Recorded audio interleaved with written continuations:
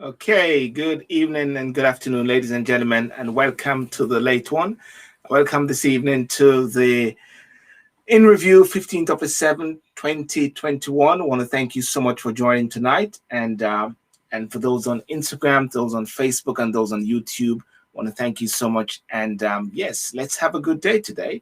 Today is the first time that we're going to be talking about the football. We had a very interesting period, one Sunday ago, and let's see what happens. And let me just bring in my guest, Mr.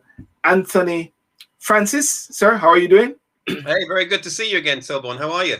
Awesome. I'm good, man. I'm cool in the Malibu, chilling out, you know what I'm saying? And I just bring in Mr. Darren Lewis. How are you, sir? And see you're in the good evening, SYLBOURNE. I'm well, thank you very much. I see you're doing the government bidding, leveling up. Yes. You know, well, guys, listen, I want to thank you so much for joining today. You know what I'm saying? And you know, this is a very interesting week because so many things has happened. I mean, I just saw the Prime Minister talking about leveling up. The COVID seems to be shooting up. Dr. David Burton, he's in Barbados. He just sent me a picture a while ago. He was going to try to do a cameo appearance and say, hey, guys, let's have fun, you know. But first of all, let's go straight into the football. Anthony, what's your prediction, too? Well, I mean, obviously, last week before the match, I sadly went against most people's expectations and predicted that Italy would win. But I think away from that, I think it's just sad that the fallout as a consequence of the missed penalties by a number of the England players has sadly taken away what was actually a very successful tournament for England. They reached the final and they lost on penalties, which is a lottery anybody could have won. So I think it's very sad that, you know, the main narrative and the takeaways has been the racial abuse against those three players who missed, and not really celebrating the fact that they've got to a final, their first major final in 50 years. Oh, we're talking about 1966. 1966, yeah. I mean, and sadly, the reason why I actually genuinely wanted England to win is because, quite frankly, and I'm sure the players in themselves who get rolled out every time there's a tournament are sick and tired of being rolled out as the obligatory individuals who they keep bringing out. You know, 1966, Jeff Hurst, Bobby. I mean, you know, we got to bring out some new people now. And, you know, I was hoping we'd have a new generation to talk about, but sadly, it wasn't to be. Darren, what's your take? I mean, you've been following it, and the overview of the results and the backlash or whitelash. Yeah, listen, I have to 100% agree with is it Anthony? Well, everybody Yeah. seems to agree with Anthony. He's missing. Yeah, he said exactly what I would say, to be honest. We spoke the other day, and I pretty much said the same thing, and my disappointment in that this whole taking away from the achievements of the guys who played, and the unfortunate situation that this whole racism issue has overshadowed the achievement of these guys. They did brilliantly.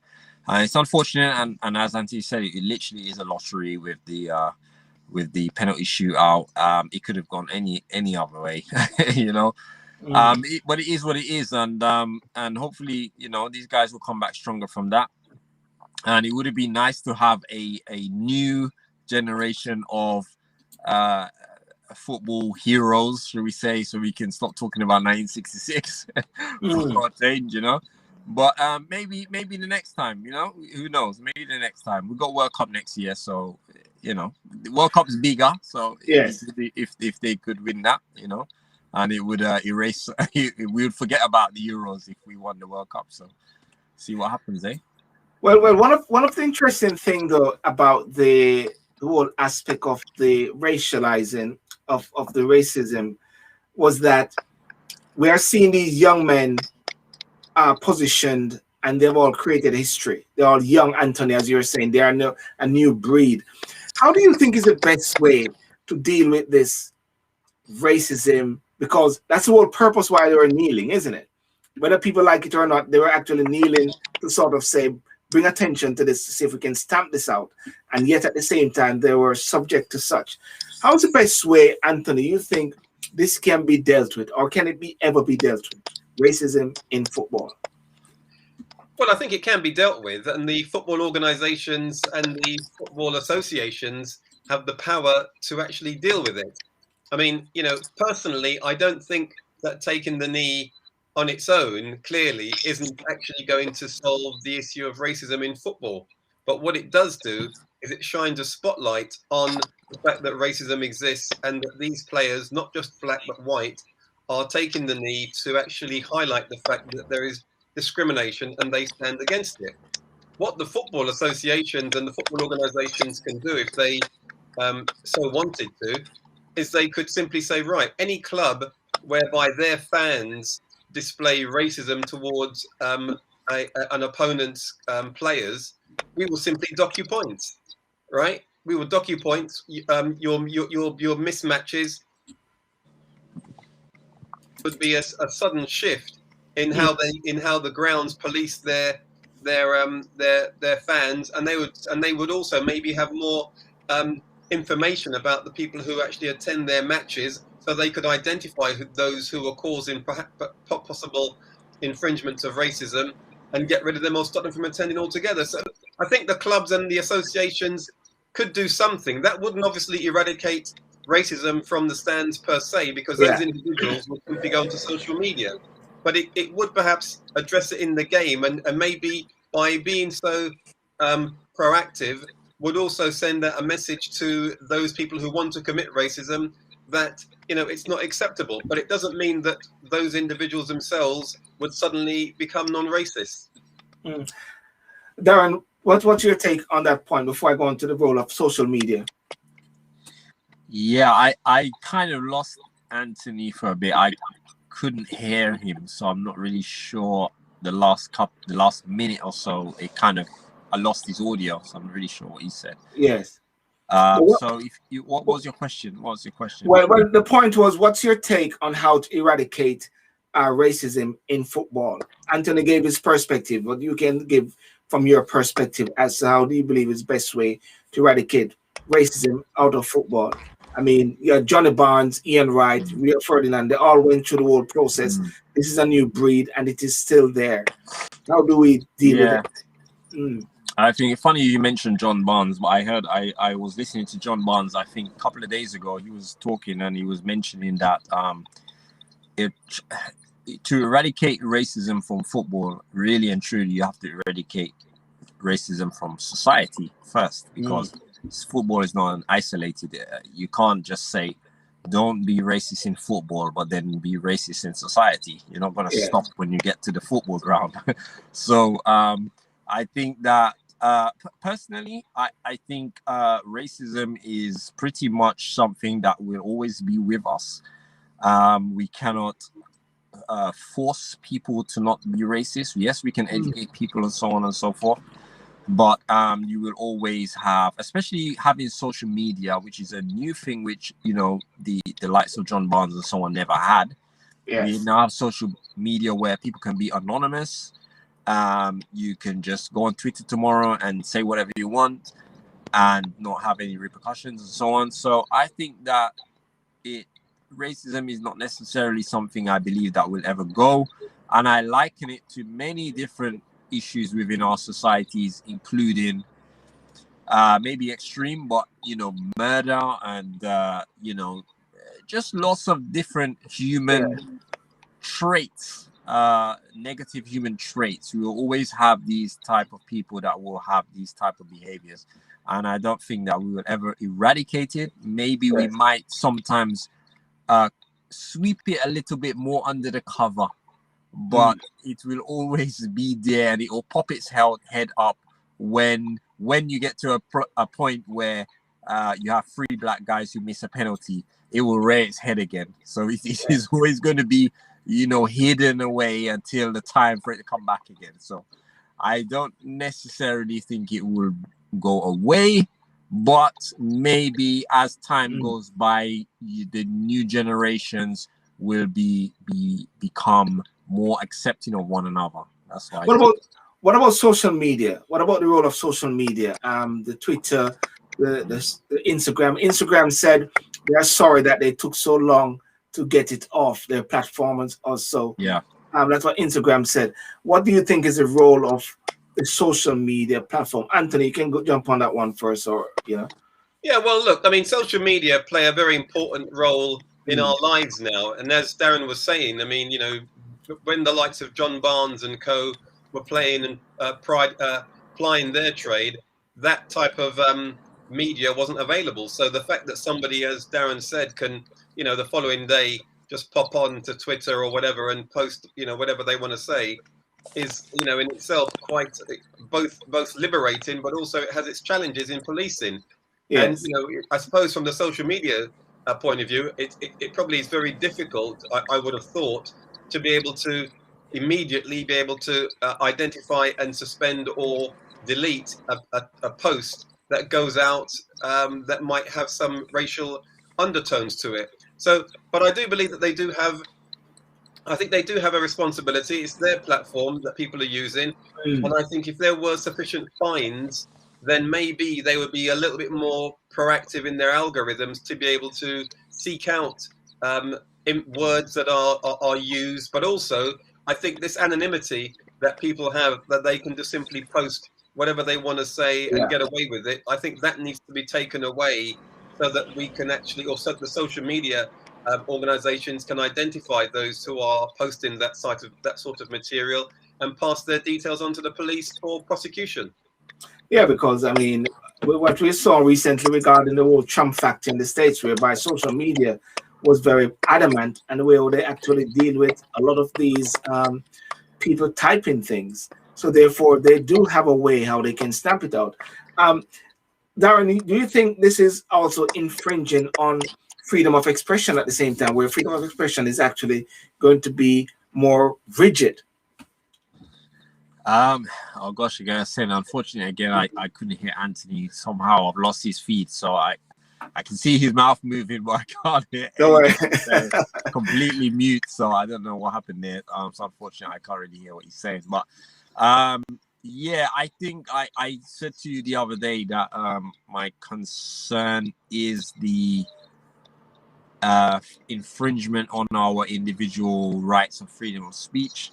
I think we just have to tread carefully once we start to censor in any way, that we consider the ramifications of how we can be censored in other ways. The thing is, once you give power to anybody, whether it be to a government or to a social media platform, it's very difficult to get the power back. So I just think that we just do need to really have a lot of conversation around this topic. we have to tread very carefully as far as how much power we give to the social media platforms. I know we talked the other day, and I mentioned about the way that you can enforce some of these rules as far as people commenting on social media. And the only way really for you to enforce certain rules is for you to now be able to have people on social media as being actual individuals, because at the moment we can be quite anonymous, which is one thing we enjoy on social media. Yes. Not everybody likes to have their full name on social media. Not everybody wants to have all their business and all the details and all the information out there.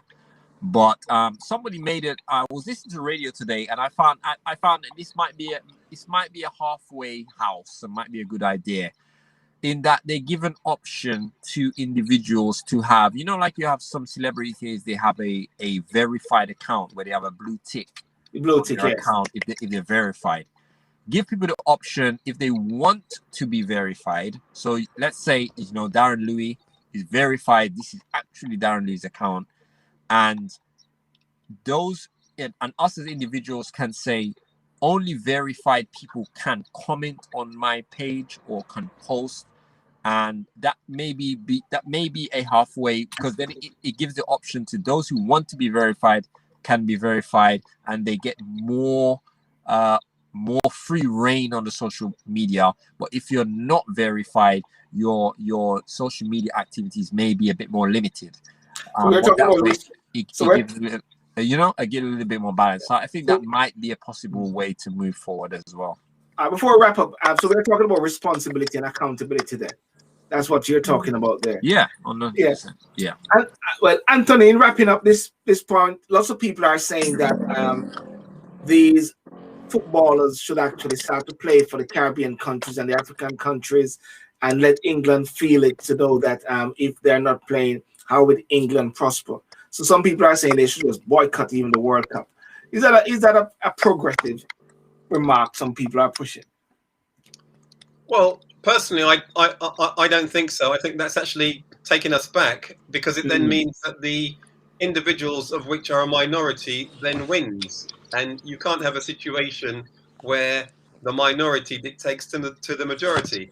So for me, having a situation where the English players who are from Caribbean heritage don't play for England, just because there's a few people who think that it wouldn't be appropriate.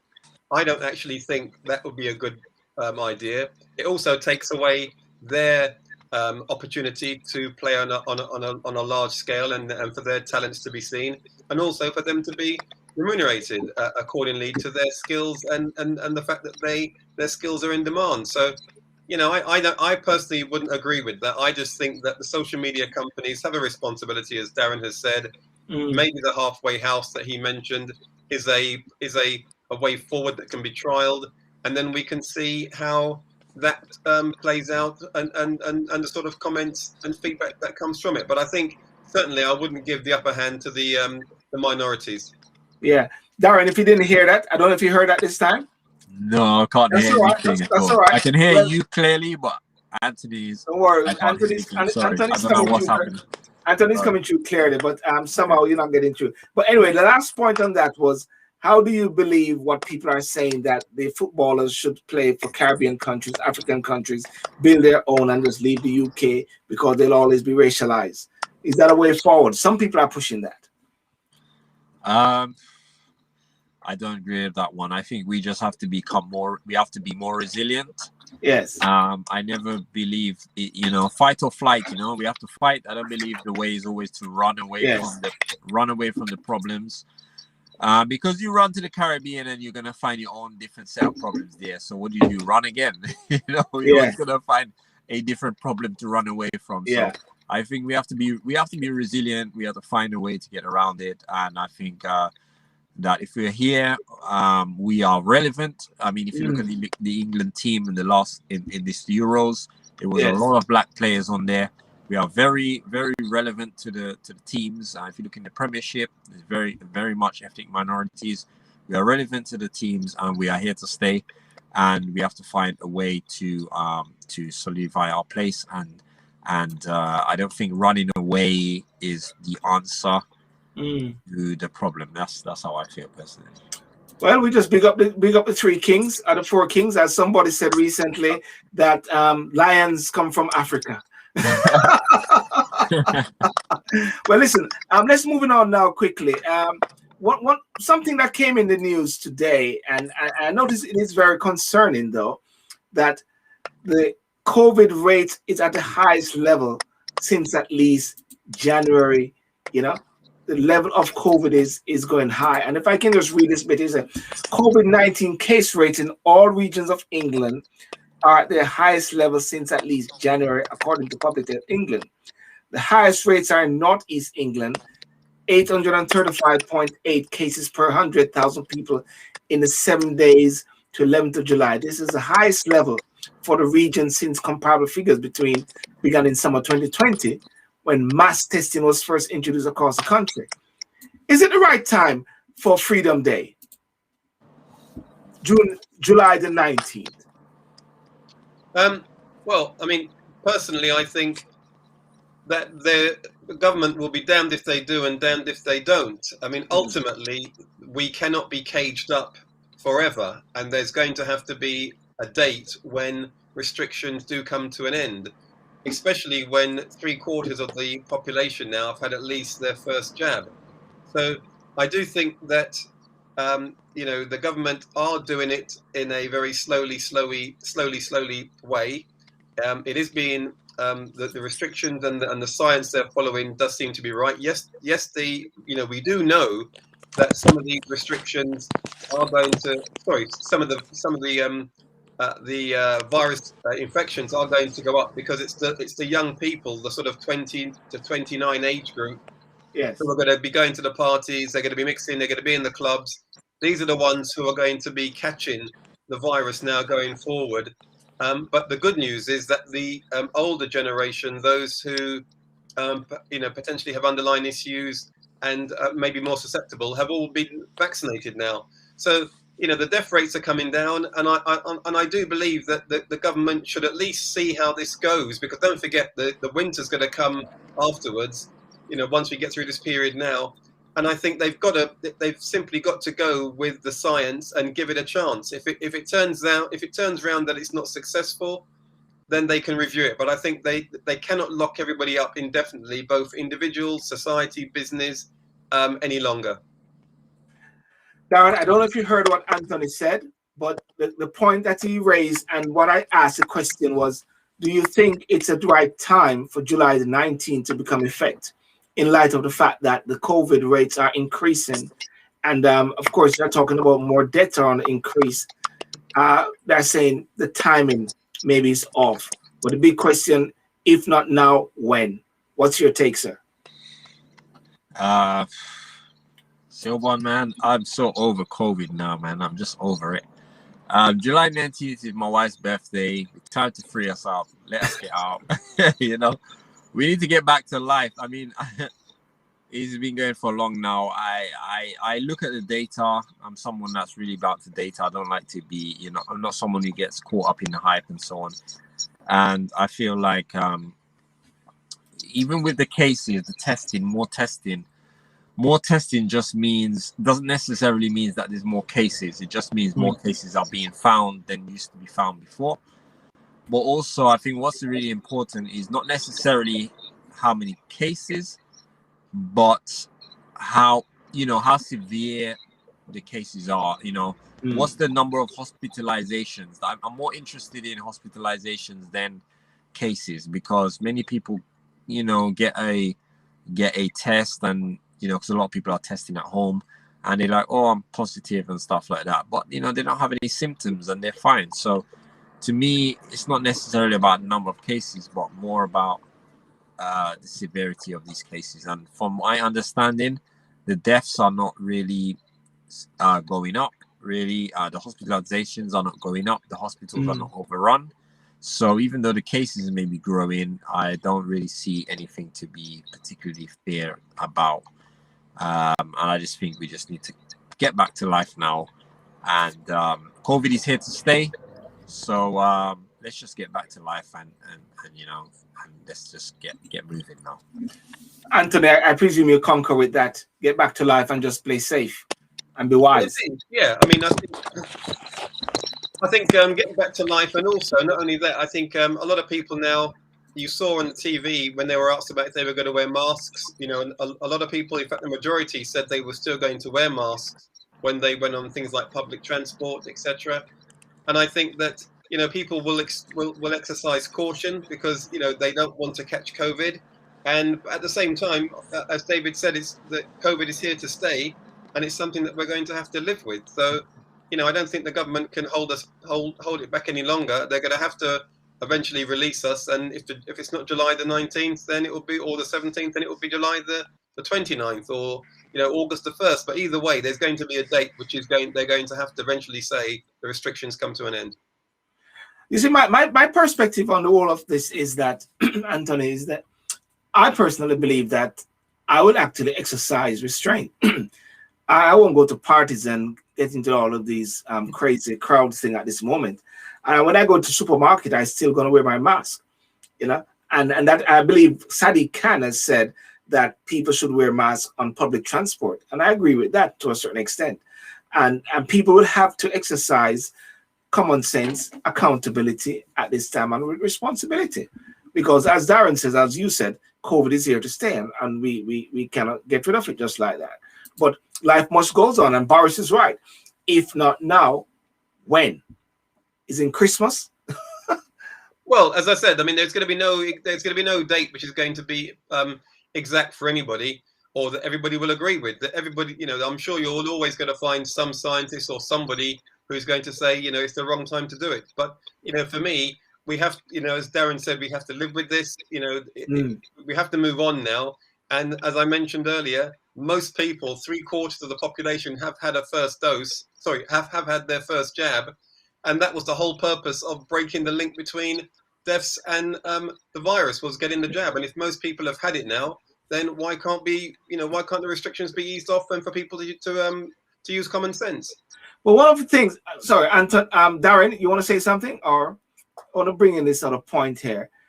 They say a surging flu and other respiratory viruses could put pressure on health, and the NHS this winter leading medics sworn.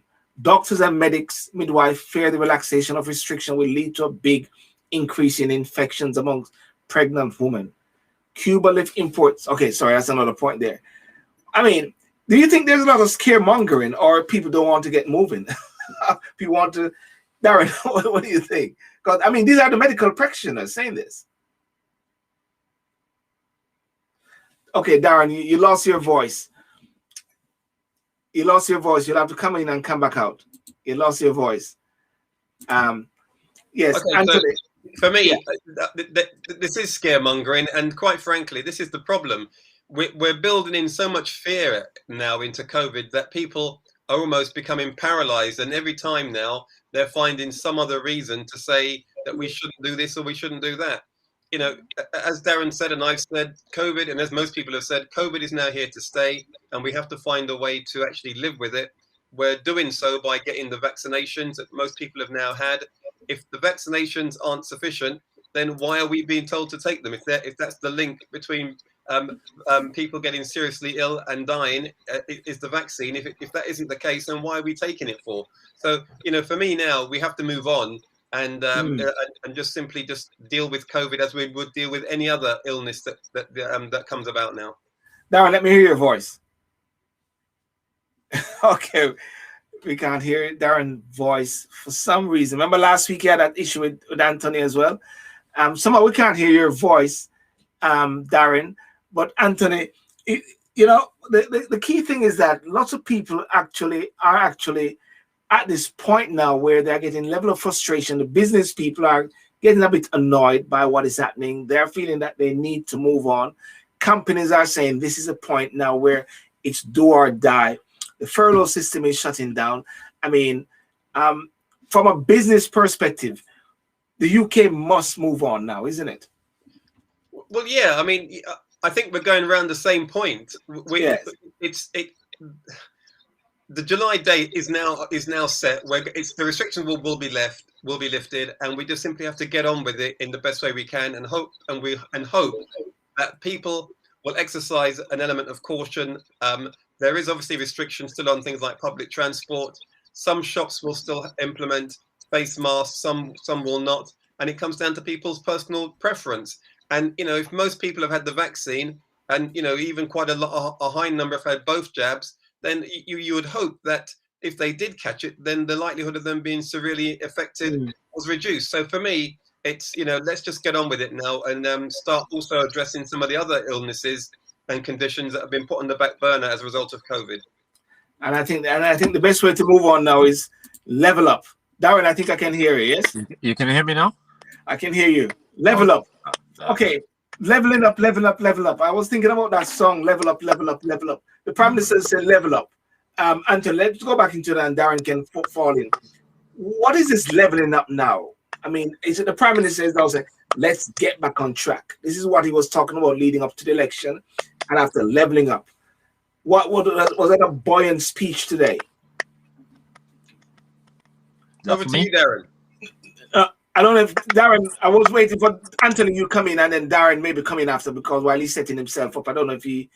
Oh, okay. Yeah, well, look, I think the whole thing about leveling up, for me, at the moment, the critical thing is it's one of these sort of nice catchphrases that Boris has come out with, which he seems to do quite often now, that doesn't really have much substance. So, I think what he needs to do is to really lay out what leveling up means in terms of a plan of action.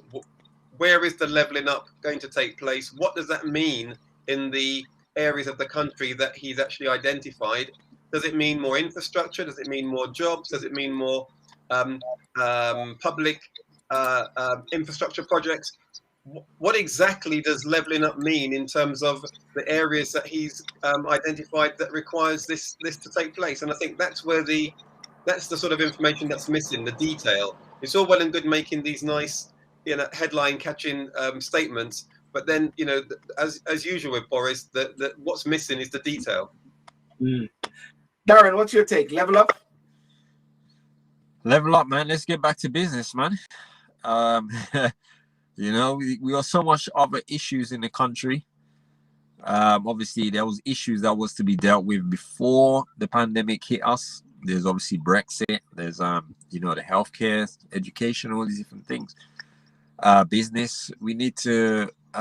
People are suffering right now, and the thing is as well that people make a lot of talk about the effects of COVID, the direct effects of COVID, i.e., people's health and so on. But we are going to see some serious after effects of the lockdown for people. Mental health, businesses, people losing their jobs, people not being able to, pay their bills, and their business is going down. There's all these. There's a lot of things that are going to come in the next couple of years as a result of this lockdown. So we need to. The government have said that they try to balance the pandemic with the economy, but it's time to get the economy back on track. Because if we don't, we're going to have a worse legacy of harm to the citizens of this country than COVID, as the immediate effects of COVID. So I have been working throughout the pandemic. I think I stopped working for maybe two weeks in the original lockdown of the pandemic, and I've worked pretty much every day since then. And I've been fortunate that I can do that, but we need to get back to business and get this country back on track. Can I just ask you, Darren, because in regards to leveling up and what my perspective of it, and Anthony is correct. Sometimes Dominic Cummings saying it's gibberishness, and also Sturmer says gibberishness. But I think what the Prime Minister is actually saying is stepping up to the level. You talk about getting back on track. You had some young men the other day in your business, getting them trained up to get them out there and to work. Tell us about what it is like getting young people into employment. Oh, wow. It's a challenge. I'll be honest, it's a challenge. I've got 3 young men at the moment, ranging from the age of 17 to 25 or somewhere around that. Yeah. Obviously, I'm in the building trade and I'm training them up as apprentices. 3 of them, they're full-time employees at the moment, Monday to Friday. The challenge is the children, the young boys. Obviously, during the pandemic, a lot of people have a lot of times on their hands and very idle, very, very idle right now. And we have to find ways to get these young kids into something constructive, because we have I'll give an example. During the pandemic, the last 6 months of this year, I think up to last week, we have had, I believe, 21 homicides in London. Last year, the whole of last year, we had 19 homicides, and we have 21 already, and we're only halfway through the year. And this was something that was predicted, that during the pandemic, that violent crime would increase, and we have seen it being increasing, because the kids have a lot of times on their hands and they are very idle and getting into a lot of problems. So trying to get, now some of these kids have become very sent, and they have been very they've not been studying, they've not been in school, they've not been working, and it's been very difficult to get a lot of them back into being active and being constructive. Yeah. But it's been positive. The last 2 weeks or so has been positive, and I'm just doing what I can, doing my part, and it's all I can do is what I can do.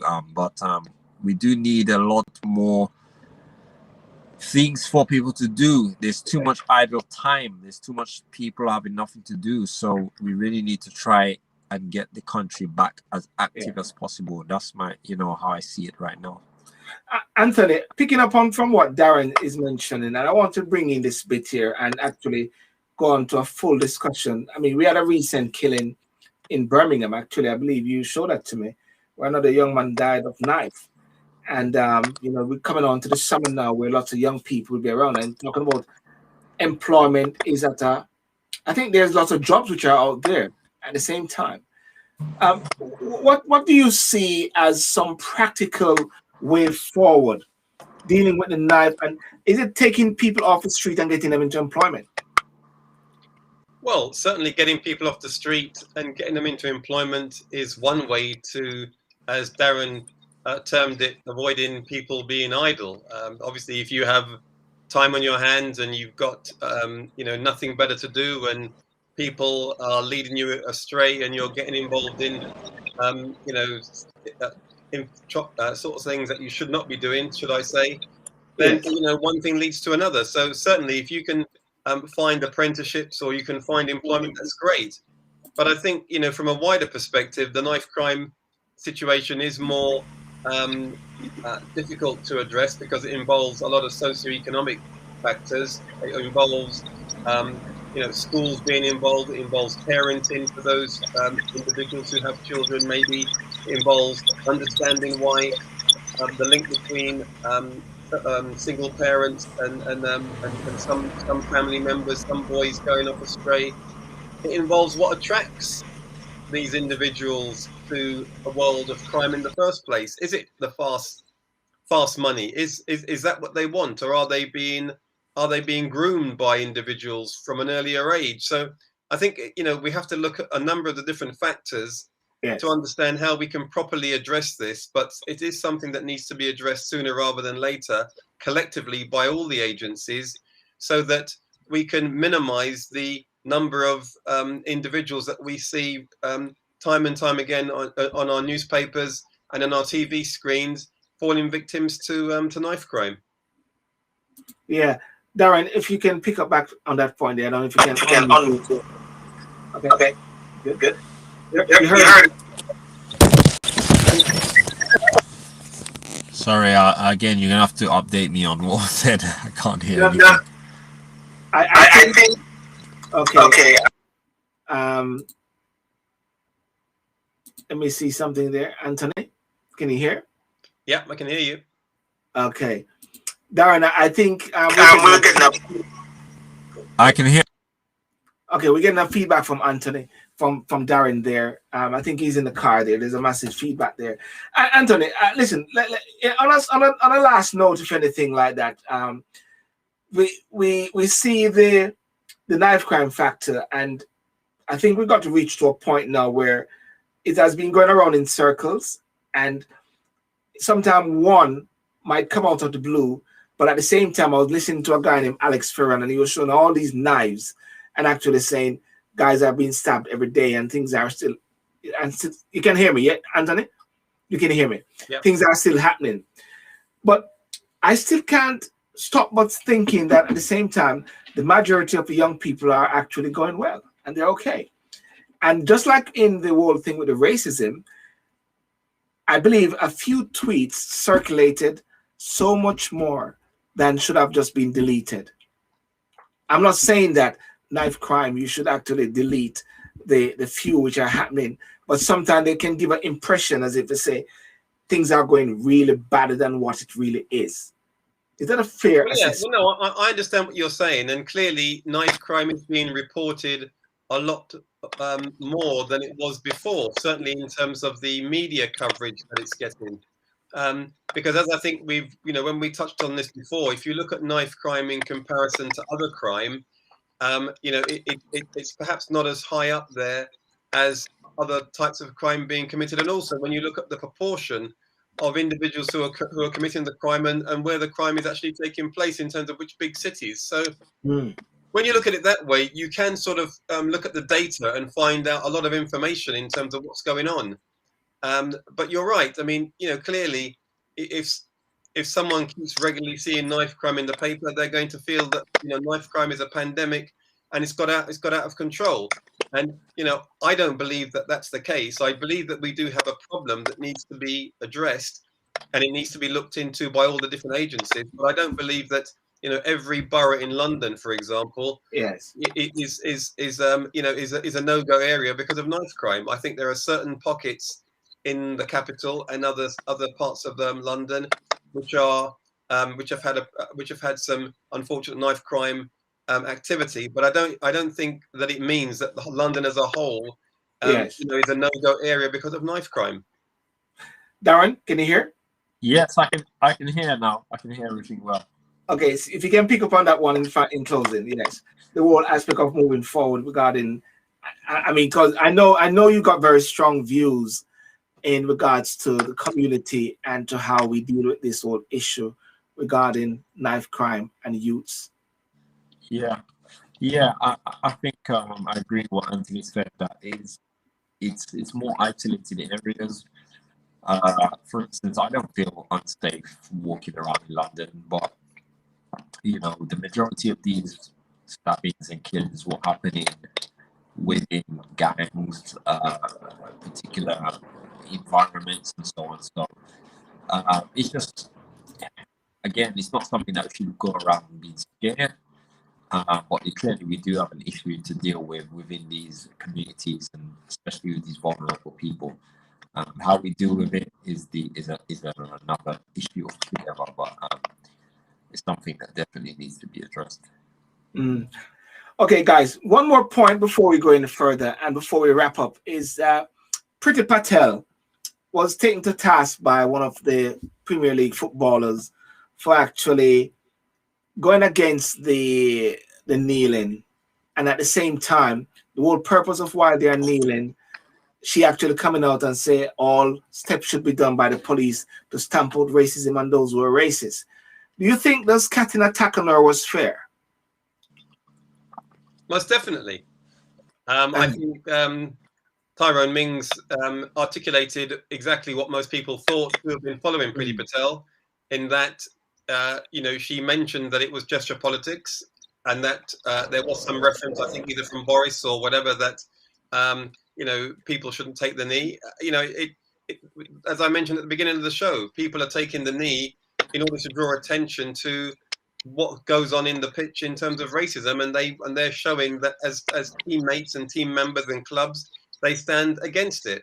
And I don't think there's any reason why that should be condoned by Priti Patel or made disparaging remarks against it. I mean, she has her opinion, and she's perfectly entitled to make it. But I don't think she should criticise players for doing so because she doesn't think it's the right thing to do.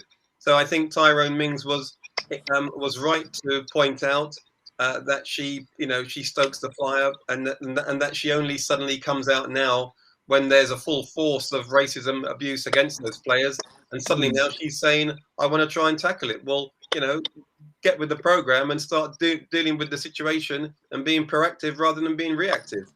You think she should go? No. Okay. Darren, what do you think about the Home Secretary? Man, Anthony, we've been agreeing all night, man. We have to disagree now, man. Right at the end. We've been doing so well, but no. I think it's an interesting situation. I think Priti Patel is an interesting one because mainly because she's herself an ethnic minority. So yeah, it's so different than if it's coming from like a white person or something, like a politician or whatever. Yeah. But I with the taking of the knee, I do have my issues with it, particularly mainly because it's to deal with the organization, and I do believe that it is politically motivated. However, what I find interesting though with the Antoine thing, and I mentioned this to SYLBOURNE, is that with these things that we spoke the other day, and I said that consistency is key, and I'd like to see more consistency with these conversations. In that, even with the Aston Villa defender, his name is what's his Tyrone Mings. Sorry, Tyrone Mings. Tyrone Mings. That's right. See, again, I don't follow football, so I heard about. You're a wagonist like me. You're a wagonist. I'm a wagonist. Like me. I already know. The first time I ever heard of him was to do with this tweet, but I mentioned to you about the John Terry thing, and that's something that we all followed back a few years ago, and he being his assistant coach is John Terry, and to see John Terry taking a knee and wearing Black Lives Matter t-shirts when he was recently fined £200,000, and he was basically the captainship was taken away from him, the England captainship, because of his racist abuse to Anton Ferdinand.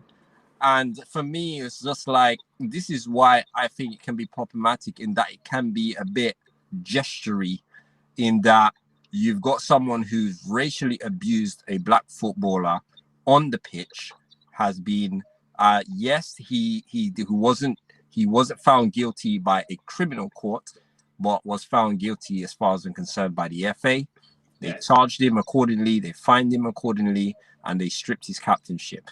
And he's your manager, and I feel like this brother Mings, he needs to speak up about his assistant coach as well. If he wants to talk about hypocrisy, start with your own team, because you have a hypocrite here who has racially abused a black man on the pitch, without a doubt, and he's on here talking about Black Lives Matter. And you can have the strength for Priti Patel, that's fine, but you also need to call these guys out. You know what I mean? And yes, it might hurt your pocket, but this whole knee thing started with Colin Kaepernick, right? Yes. And it hurt his pocket to do what he had to do. What he believed in, it cost him something. So if you want to really be real and you really want me to take it seriously, then speak out against John Terry as well and his hypocrisy. And then maybe then I might say, okay, let me listen to what you've got to say. But that's all I'll say on that. But no one can say she's racist though.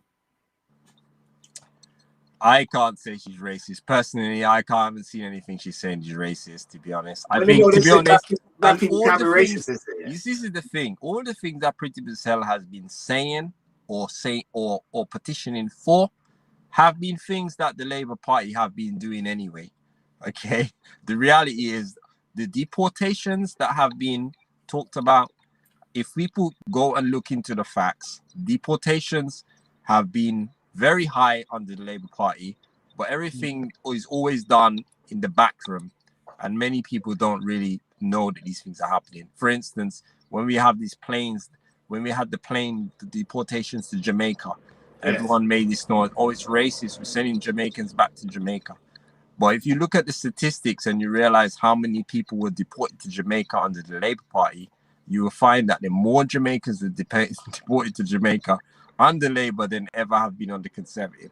So the reality is that politics is a dirty game, and they're all doing the same thing, but they all pretend to be when it suits to clean hands, you know.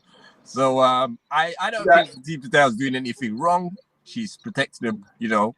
She wants to protect the country in the capacity of what she's doing, and she's doing her job that she's supposed to do, protect the borders and protect the country. And I don't really have any particular problem with her, to be honest.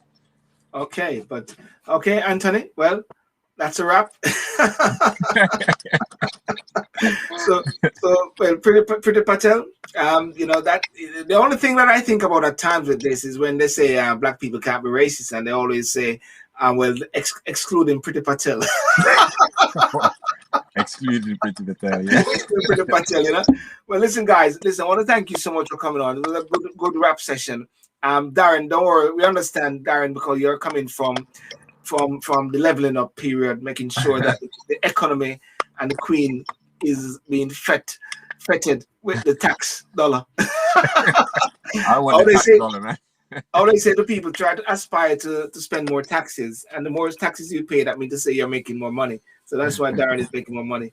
And Anthony, what's the plan for leading up to July the 19th? Any plan? Are you just gonna go gallivanting? Well, no, I'm going to. Fun enough, I am going to a National Trust Centre on Monday, and I'm obviously looking after my father tomorrow. So for me, I'm just going to be as normal, business as, and just hopefully just getting on with life. And as Darren mentioned, you know, we got to just got to get on now with this, and with the country, the economy, and people. Just got to use common sense and just move forward. And Darren. Yeah, I mean, to be honest, it's funny when you asked it, and I said it's my wife's birthday. It's like I be so, you know, you're so focused on this pandemic, and the 19th is the day that we get free, and I haven't really organized myself. What am I gonna do for my wife for her birthday? So I need to now get myself together and figure out what I'm gonna do. But you know, I just want to get back to life where I can go out somewhere and someone's not going to be like, oh, you have to do this, oh, you can't come in, you have to put a mask on, whatever it is. It's just like, okay, now it's my choice, but I'm not under some type of compulsion, and let's just kind of get back to, like, I want to go to a restaurant and sit down and just have a meal. Let's get back to some normality. That's what I want anyway. All right, well, guys, listen, I want to thank you so much, and you know, have a good one. July the 19th. I find it sometimes very tricky and psychologically impairing when they say Freedom Day, isolation, mode, and all those sort of things, you know, Freedom Day. Yeah. But I do understand the principle. I do understand the context, and everyone take us through the whole process at this time. So thank you very much. Have a good night, and all the best, guys. All right, Anthony. All right. Okay, Darren. Thank you very much. Thank you. Okay, good stuff, man. Thank you. So, ladies and gentlemen, I want to thank you so much for joining tonight, and thank you for those on Instagram who came in. That was really fantastic. I think Natural Beauty and a few other persons there. Thank you so much. And for those on Facebook and for those on YouTube as well, thank you so much for joining. And remember, as usual, remember to like and subscribe to the SYLBOURNE Show. And you can check it out on YouTube, Instagram, Facebook, Twitter. And let me hear your views and your comments in regards to the show today. I'd love to hear your feedback. And of course, and if anyone also wants to come into the show and also to be a guest, just let me know. We can factor you in. Just send me an email as well. So without further ado, all the best. Have a good night. All the best. I said it already. And peace out. Bye-bye. Thank you very much. Cheers. Bye.